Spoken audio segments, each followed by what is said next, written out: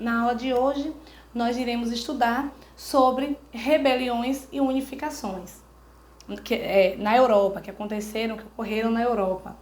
E para a gente entender um pouquinho esse processo, a gente precisa voltar lá para a Revolução Francesa, na França, de Napoleão Bonaparte, para a gente entender um pouquinho o que acontece. O século XIX foi por um bom período muito conturbado na Europa. Ocorreram muitos movimentos revolucionários que vieram da Revolução Francesa, né? Movimentos que eram contrários ao absolutismo. Eu acredito que vocês lembram a questão do absolutismo, era aquela ideia dos reis terem poder absoluto. Houve movimentos liberais burgueses. E a França foi o berço de todas essas ondas revolucionárias, ou seja, é na França que nascem essas ondas revolucionárias, essa revolução começa lá.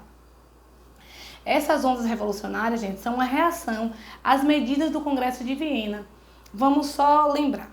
Após a derrota de Napoleão Bonaparte, né, na França, ele por um longo período, ele assume o poder na França, ele é derrotado, como nós estudamos, eu acho que na segunda unidade, né, Revolução Francesa.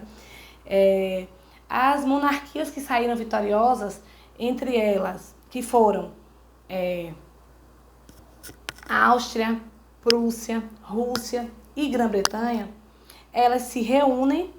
Claro que a França, mesmo derrotada, ela participa, né, dessa reunião. Ela se reúne num congresso que vai ser chamado de Congresso de Viena. Então, para a gente entender um pouco sobre esse Congresso de Viena, essa reunião da Áustria, Prússia, Rússia e Grã-Bretanha, né, Inglaterra, a gente precisa entender o que seria esse congresso, né?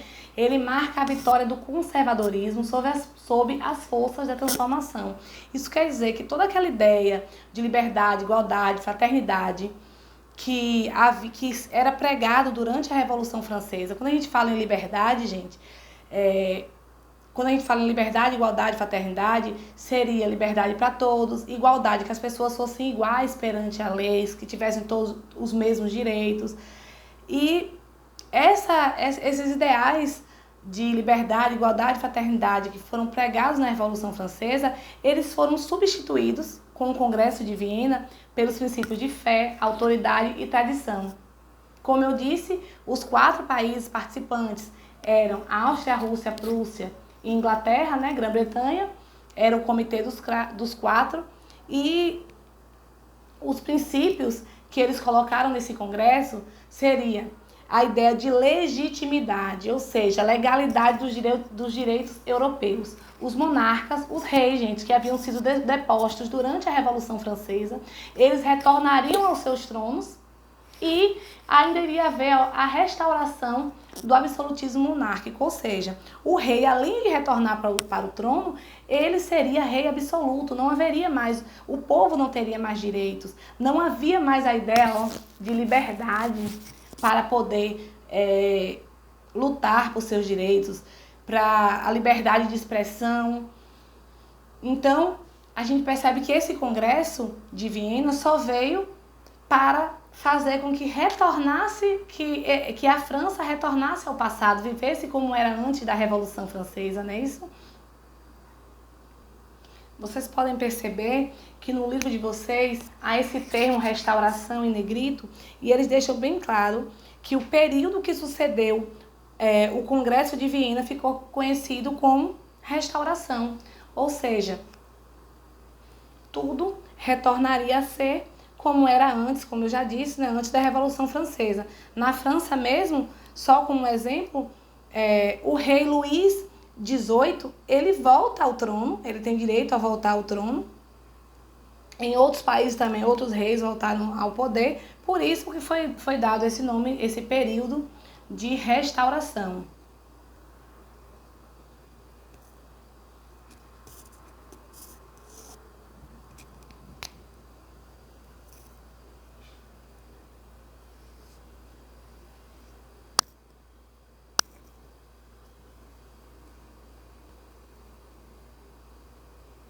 É bom que a gente pense a partir daí que esses princípios liberais, o conceito de igualdade de direitos, já havia modificado na cabeça das pessoas, nessa sociedade, nas sociedades europeias naquele momento, que seria quase irreversível, que seria quase impossível que as pessoas aceitassem, que a sociedade daquela época, depois de tanta luta, aceitasse pacificamente essa ideia de restauração, né? Esse Congresso de Viena e restaurar os velhos costumes.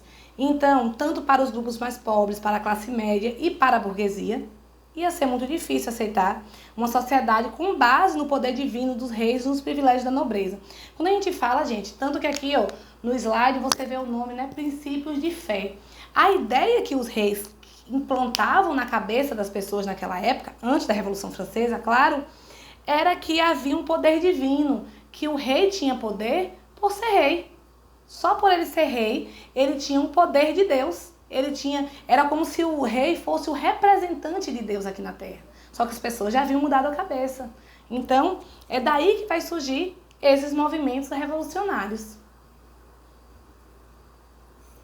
Então, a gente vai entender que a partir daí surgem esses movimentos revolucionários.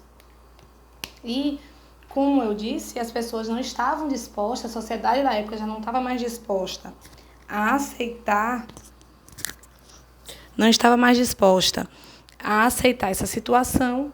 Então, logo após o Congresso de Viena, né, onde eles criaram essa ideia de restauração, como foi chamada, começa a surgir muitos movimentos revolucionários e eles são, claro, inspirados nos ideais da Revolução Francesa e alguns também começam a ser mais nacionalistas. Por quê? Porque após Napoleão ter invadido tantos países, as pessoas começaram a ter mais as pessoas passaram a ter mais fortes sentimentos de identidade nacional, de lutar pelo seu país. Então, houve também mais alguns fatores que impulsionaram, que fizeram com que esses movimentos revolucionários acontecessem. Alguns desses fatores são havia a crise econômica que estava atingindo tanto as pessoas mais pobres quanto a pequena e a média burguesia da Europa. Então, havia a questão da crise econômica, a população estava sofrendo com a falta de alimentos, eles tiveram também colheitas muito ruins, os preços dos produtos elevaram muito, ficaram muito mais caros. Aí tinha a questão do desemprego, a pobreza, as condições precárias de vida, fez com que as pessoas resolvessem realmente se manifestar. Então, na década de 1820, teve início uma onda de revoluções na Europa. Portugal, Espanha, Nápoles e Grécia participaram desses levantes, tiveram levantes revolucionários nesses lugares. E nesse período, gente, a industrialização já vinha avançando na Europa, então muitos trabalhadores que viviam no campo, o que nós chamamos de zona rural, né, começam a migrar para as cidades, e aí esses trabalhadores começam a se organizar e eles têm uma identidade, né, eles se identificam pelas situações que estavam vivendo, as condições de trabalho ruim, de vida também. Então eles se organizaram em sindicatos e em associações urbanas. E aí eles começam a elaborar algumas teorias socialistas. E essas teorias do socialismo começam a ser difundidas na Europa. As revoluções de 1830 e 1848 na França. Então, como eu disse logo no início da aula, né, que após o Congresso de Viena, né, que se restaurou as antigas monarquias, o rei Luís XVIII, ele foi coroado o rei da França, né, isso lá em 1815. Ele instituiu uma monarquia constitucional, ele não instituiu uma monarquia absolutista. Havia uma constituição a que ele deveria seguir, né? Só que após a sua morte, em 1824, Carlos X assume o trono francês e aí o que é que ele quer? Restabelecer o absolutismo do antigo regime. Então, ele anula as bases da Constituição e centraliza o poder em suas mãos e começa a beneficiar, claro, a nobreza e a Igreja Católica. Então, quando chega em julho de 1830, por isso que a gente fala dessas revoluções de 1830 e 1848, né? Em julho de 1830, Carlos X, ele resolve dissolver a Câmara dos Deputados, ou seja, acabar, né, com a Câmara dos Deputados. Ainda faz com que ele censura a imprensa, então a imprensa só poderia divulgar o que ele permitisse. E aí, é claro que a população, a burguesia e os trabalhadores urbanos, eles não vão aceitar, né? Eles vão se rebelar, eles se revoltam contra essas medidas tomadas pelo rei da França na época. E aí, eles se unem e fazem protestos violentos contra, claro, o rei, e eles conseguem destituir o rei do seu cargo, eles tiram o rei Carlos X, e é quando eles fazem uma eleição para o parlamento e a oposição, eles conquistam a vitória, e o seu primo, né, o primo de Carlos X, Luís Felipe, ele vai ser coroado como rei. Ele é conhecido como rei burguês, porque foram os burgueses que conseguiram colocar no trono, né? Só que em 1846, a França começa a passar por uma forte crise econômica e Luís Felipe, ele está enfraquecido politicamente e ele resolve reprimir os movimentos, ele proibiu reuniões públicas, também censurou a imprensa, e essas medidas fez com que acontecesse a mesma coisa que aconteceu com o primo dele, né? Uma parte da burguesia liberal, claro, dos trabalhadores urbanos, estudantes, eles vão para as ruas. Então, nesse momento, havia um descontentamento popular contra o rei Luís Felipe I e, como eu disse, começou em 1846 e vai terminar com as revoluções de 1848, que é quando eles ocupam as ruas, né, e lutam por seus direitos. Eles formam uma aliança da qual eles vão conseguir derrubar a monarquia de Luís Felipe e instaurar uma segunda República Francesa. Então, gente, nessa segunda República Francesa é feito um governo provisório e logo que eles organizam esse governo, eles restabelecem a liberdade de imprensa, o voto, eles também fazem um voto universal masculino. Infelizmente, as mulheres ainda não tinham direito ao voto, mas pelo menos todos os homens já poderiam votar, independente de classe social. E também eles aboliram a escravidão nas colônias francesas. Só que com tudo isso, o proletariado, né? Os trabalhadores urbanos, eles não se sentiram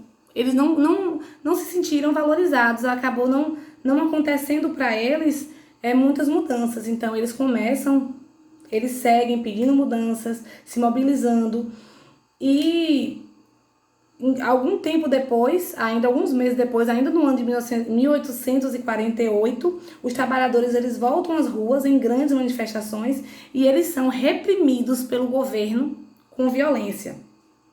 Então, ainda em dezembro de 1848, após o fim de todas essas manifestações, são convocadas novas eleições presidenciais e Luiz Bonaparte, aquele primo de Napoleão Bonaparte, que ele já havia aparecido na história quando a gente estuda a Revolução Francesa, ele vai sair vitorioso dessas eleições, né? E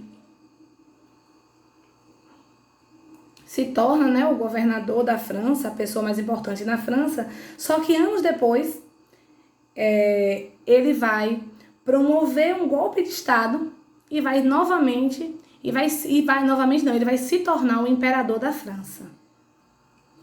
A Primavera dos Povos. Então, gente, não só foi na França que houve movimentos, né, revoluções ao longo do século XIX.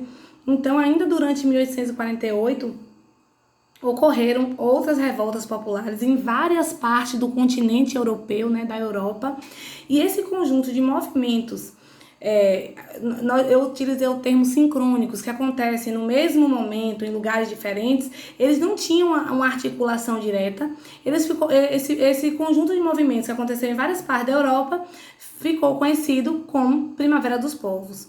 Havia motivação pela crise econômica que vivia, o aumento do desemprego, do custo de vida, em vários países do continente europeu. As revoluções, gente,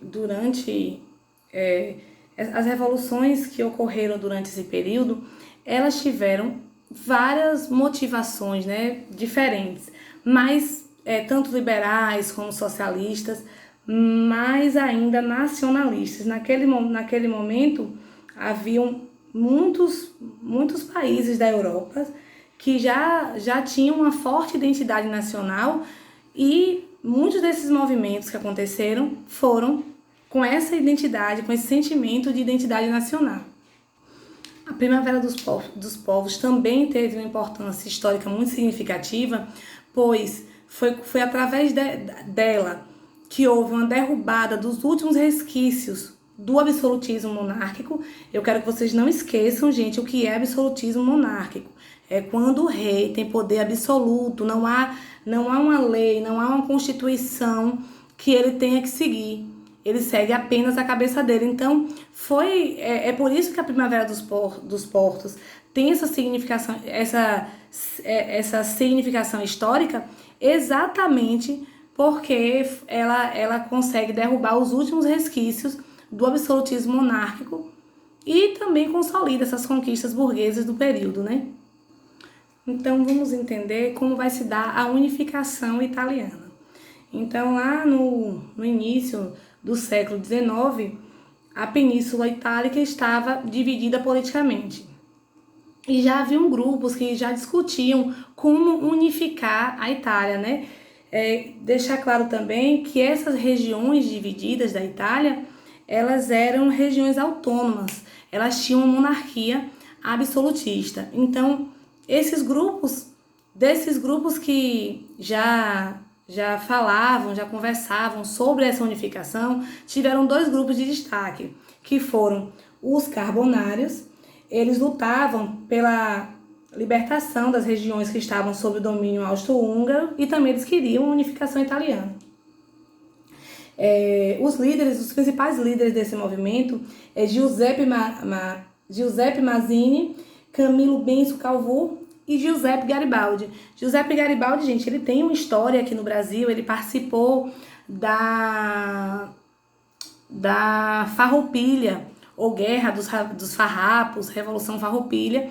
Ele participou aqui no Brasil dessa revolução e ajudou os rio-grandenses, né, nessa revolução.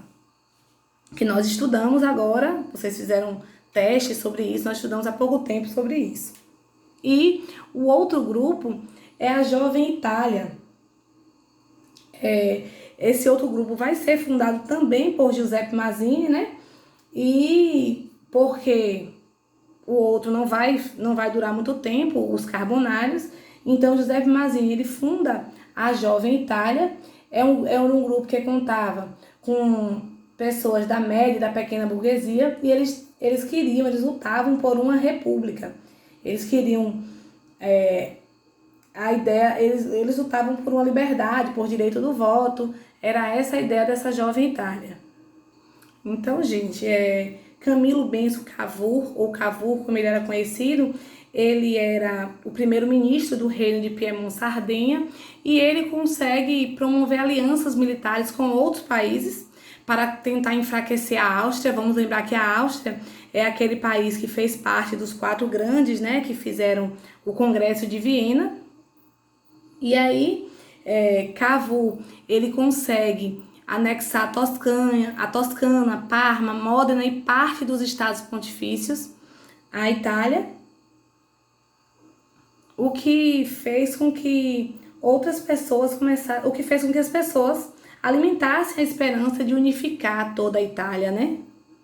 Então, gente, em 1860, Giuseppe Garibaldi, ele vai liderar uma revolução com o seu exército, que era conhecido como os Camisas Vermelhas naquela época, e ele vai conquistar as duas Sicílias. Em 1870, os exércitos da Itália conseguem conquistar Roma também. E uma coisa importante era que Giuseppe Garibaldi ele pensava muito diferente de Cavour em relação à sociedade. Cavour ele queria apenas que unificasse a Itália, né?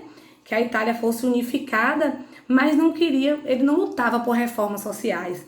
Já Garibaldi não. Garibaldi ele pretendia que a Itália unificada fosse também justa do ponto de vista social. Ele se importava com a sociedade, mas naquele momento ele sabia que não dava, que não seria possível implementar essas mudanças que ele queria. Então ele aceita, ele concorda em passar os territórios conquistados ao Vítor Manuel II, e Vítor Manuel II vai se tornar o primeiro rei da Itália unificada. Logo no início, gente, Roma ela não vai aceitar essa unificação, ela ainda vai ter resistência, vai lutar, mas em 1870, como eu disse, Roma também é conquistada, ela vai ser incorporada e vai se tornar a capital do país. Quando a gente fala em Itália, a gente lembra de Roma, lembra do Vaticano, lembra do Papa, né? Então, só em 1929, pelo Tratado de Latrão, criou-se o Vaticano, completando todo o processo de formação da Itália. Já para finalizar nossa aula, nós vamos só ver um pouquinho como foi o processo da unificação alemã. Então, olha só. Em 1815, logo após o Congresso de Viena, todos os territórios que falavam a língua da Alemanha se uniram em uma confederação germânica, né? Eles fundaram essa confederação germânica, que os países mais influentes seriam a Prússia e a Áustria sobre os demais estados germânicos, que tinham 39 estados independentes naquela época, mas com maior influência da Prússia e da Áustria. E esses dois países, eles disputavam o controle dessa confederação, eles disputavam quem iria governar, quem iria mandar a Confederação Germânica.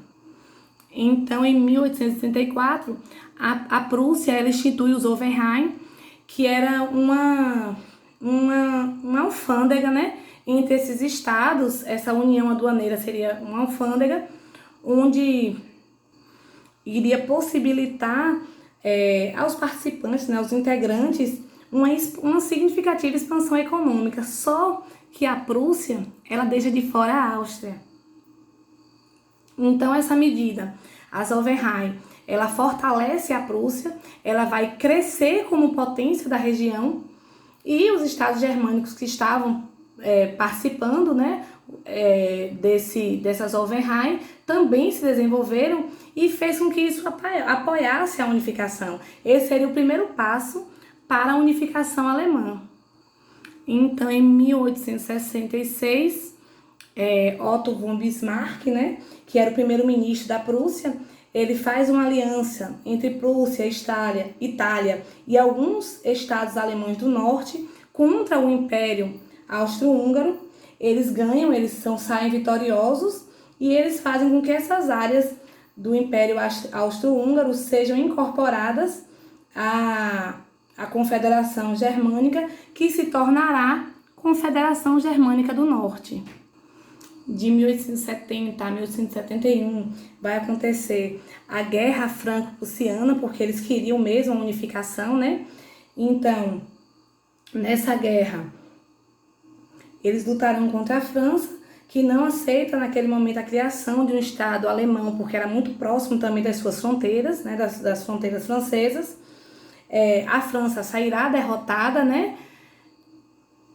Ainda é obrigada a pagar uma indenização e ainda ceder a região da Alsácia-Lorena, que era muito rica em minério de ferro, carvão, e era indispensável para o desenvolvimento industrial.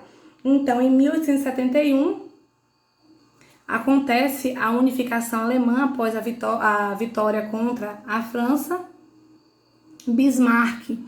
Otto von Bismarck, né, e o rei Guilherme I fundaram o segundo Reich alemão, o Reich, não sei bem como se pronuncia, e a Alemanha é unificada.